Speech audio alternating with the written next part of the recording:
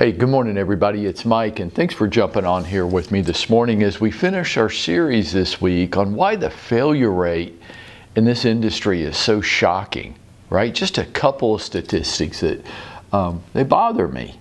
87% of new licensees are going to fail out of the business within 24 months. 87%? Oh my gosh. The ones that make it are going to sell an average of 3.1 homes a year and take home less than $30,000. And I just wonder what the hell's going on with this. Why are those statistics so bad in our industry? So I put together 8 reasons. I've got the final 3 for today, but to recap very quickly, number 1 on my list was they're interested, they're just not committed. They're interested, they're just not committed. Number 2, they have no strategy. They wake up every morning, they don't know what to do, they don't know who to do it with. They're just playing bumper cars in their business. They're just walking around hoping to bump into somebody that wants to buy or sell this year. Number 3 was this fear of making mistakes and the desire to look good. Like sometimes we're a bunch of posers. And what business on the planet doesn't have success and failures? I mean, if you're just unwilling to ever make a mistake, then you're going to be frozen with inaction, which happens to so many people. Number 4 on the list, we talked about this, right? The lack of any scale. So sometimes they're doing the right things. Many times they're doing the right things. They're just not doing it with enough people to have any reasonable chance at success. And number 5 we finished up yesterday was too many are self-employed but have a Monday through Friday 9 to 5 type of mindset, right? When you're self-employed, when you own your own business, you never stop thinking about it. You're always on.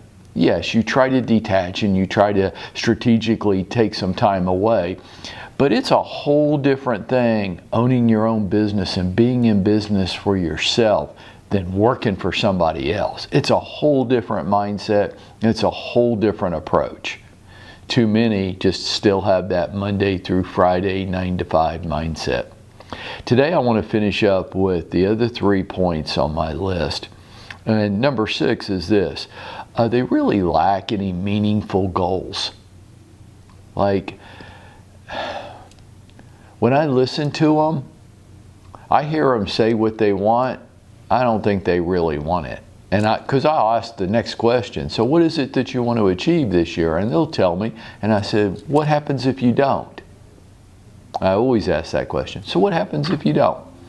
And what I'm looking for is the unthinkable. Like, that's just not an option. I have to. But I almost never hear that. I hear, well, I'll just try harder next year, or we'll just do this instead of that. You know, I'd really like to accomplish those goals, but if I don't, you know, well, I'll just try again. I'll say this to you folks. When people say that to me, I can absolutely guarantee you they're not going to accomplish the goal. They're not meaningful to them. It's not a passionate need. And that's where achieving goals comes from. It'd be nice, but I've got no real passion for it. Number 7 on my list, they have a very poor schedule and even weaker routines. There's a great book out. It talks about habits. And it says this: change your habits, change your life. Change your habits, change your life. I contend that we don't control our success. We don't. We don't choose our success. What we do choose is our daily habits. And our daily habits will dictate the level of success that we achieve. If you've got a weak schedule and weak daily habits, if you're not proud of your daily habits,